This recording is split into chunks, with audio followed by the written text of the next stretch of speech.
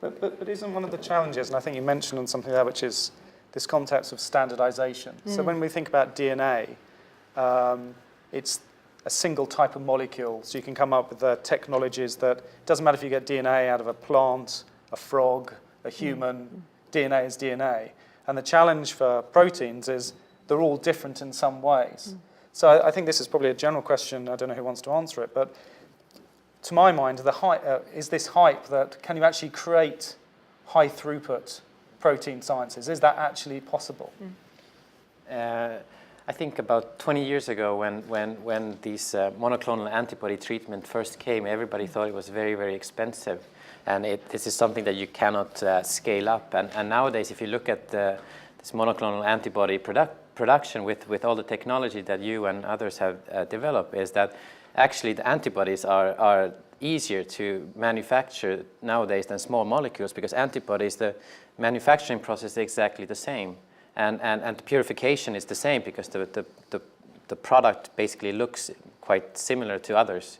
So I think that this has become, that's one of the reasons why monoclonal antibodies actually have become such a big hit. The problem still is the administration, but maybe that will be solved in the future as well. I think that's definitely true. The ability to be able to produce this in a more generic platform basis facilitates the high throughput, shortens development times, and reduces the cost of manufacturing.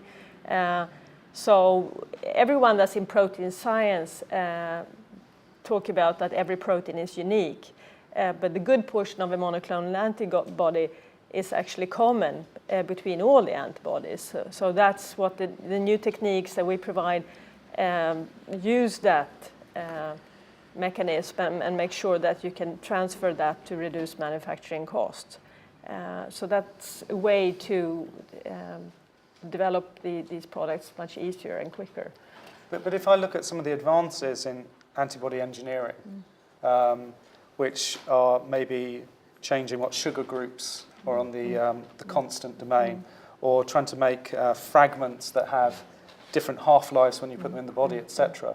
Do you then end up with a product that isn't standardized and then creates new challenges that I have to reinvent a purification process again from the start? Or have we got to the point now where actually I come to you and say, this is my idea, you haven't quite got products off the shelf, but you nearly have, and can sort of address the problem I have?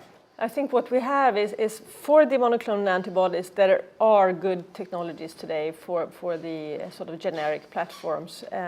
For all the other new scaffolds and new molecules that are in early development, there will be new challenges. I think with the techniques we have and techniques we're already in development from us, we will be able to address that. Maybe not to do it as generic as for monoclonals, but to the same throughput and to the same cost, I think. So, but it's a new challenge for the industry as such.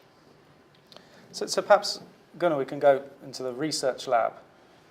Can you do high throughput biology? If I compare it to, say, if I wanted to genotype 1,000 people, if I had enough money and it's getting cheaper, right? Pretty easy to do.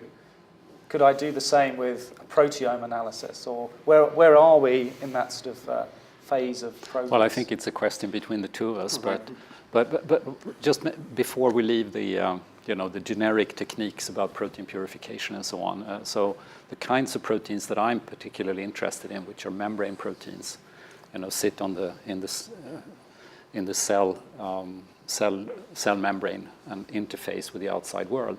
There, of course, we are very far from generic technologies, despite the fact that these are extremely important drug targets, as I will come back to.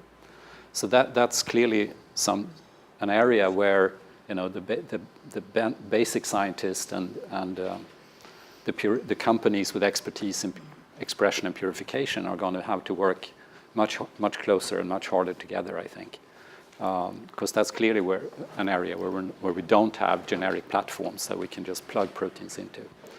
But coming back to high throughput proteomics, I think. Well, I could say something about that. Right. So it's certainly the case that DNA is much more amenable to high throughput approaches. It's a rather monotonous molecule. The one DNA molecule looks pretty much like the next one. and you can use standard enzymes, standard techniques, and the chemistry we can make, as you know, DNA almost as fast as we can sequence it, about a factor of 10 different in the rate with which we can synthesize DNA. So there are many tools available at the level of DNA that are absent for protein. So several approaches are taken now to convert protein to something that can be used on more high throughput. One common way is to chop it up into little pieces, use a trypsin and digest proteins to peptides, and then you can choose from any protein those peptides that have the best behavior. Not all of them are going to be easy to deal with, but you don't need to see all the peptides that make up a whole protein. You just identify which ones work the best, and then that is a good platform for high throughput. Another approach which we are taking and others is to use standard affinity reagents using antibodies or other things that bind protein and then quickly convert that. We, as I'll describe later, use a specific trick of converting the protein signal to a DNA readout, so we can take advantage of the strength in DNA analysis once we have recognized the protein using the antibodies. That's a way of sort of getting out of the complexities of protein and back into the more simpler nucleic acid world. It isn't, I suppose, one of the problems I have with a lot of DNA analysis, and even that type of protein analysis, is it's somewhat descriptive in that, okay, I can find all the proteins that are in a cell, or I can find all the genes that are turned on in a cell. But in some respects, that's like giving me a Swedish dictionary, or all of us, and expecting us to do this session in Swedish. It doesn't tell me how the cell functions.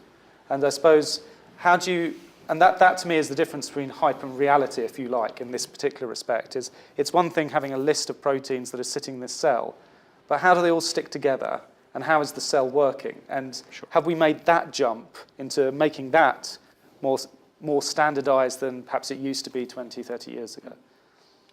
Well, we're certainly much better at it than 20, 30 years ago, but I think we're in the midst of this, of trying to do this, actually.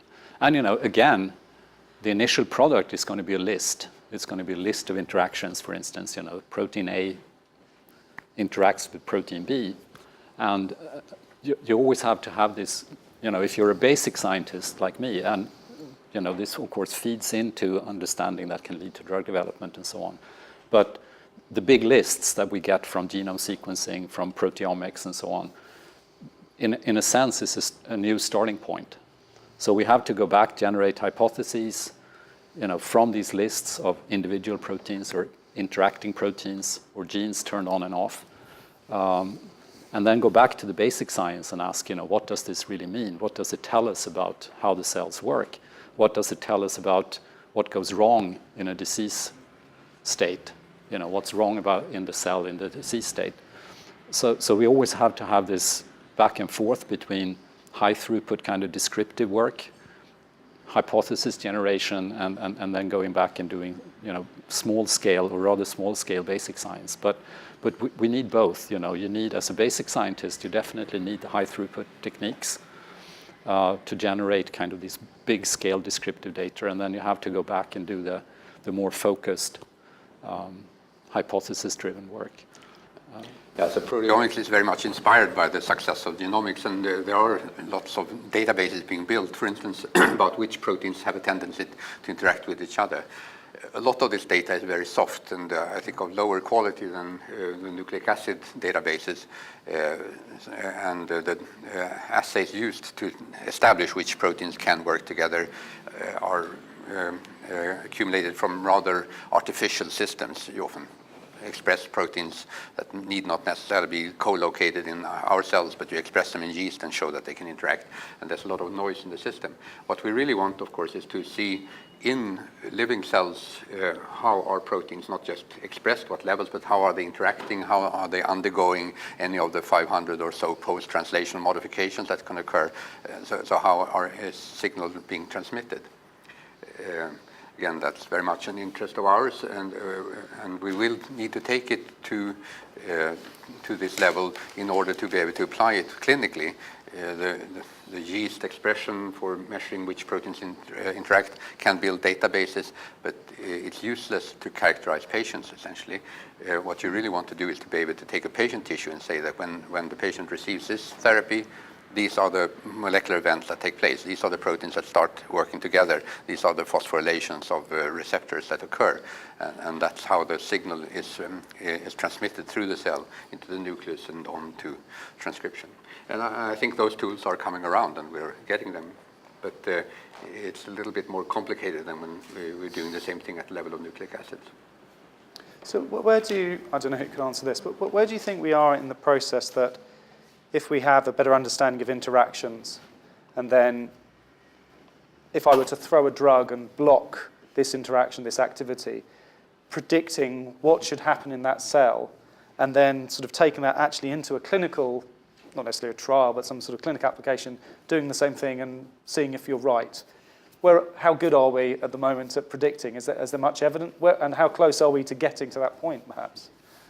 I think we've come fairly a long portion of that journey, because all drug development today is mechanism-based. So you understand the target you want to address, and how you can block it, and you see what's happening, what's going on in the cell.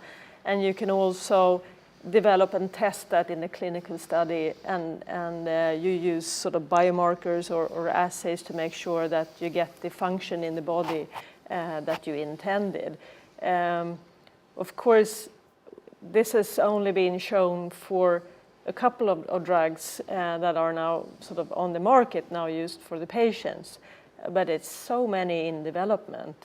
So I used to say to my friends, please stay alive about 10 or 20 more years, because there's so much in development, and we will be able to cure almost anything, I hope, but it's so much going on. And that's why I think it's so, we are in the midst of understanding this, but it's so much ongoing, it will have a huge impact to global health. And if we can make this also to a cost that is sustainable for a wider population, it's great. But I think we also have to be a little bit aware of the other side here, the hype, right? Mm-hmm. And it always worries me a bit when people say 10 years. If people say 3 years, okay, then maybe I'll believe it's going to happen rather soon. If 10 years, it's like, it's a long enough time that nobody's going to take you to court for saying it. So I think I actually said 10, 20 years. Yeah, well, I didn't want to rub it in. But it's since development of a new drug takes at least 10 years. Huge amount of time. That's what I'm referring to.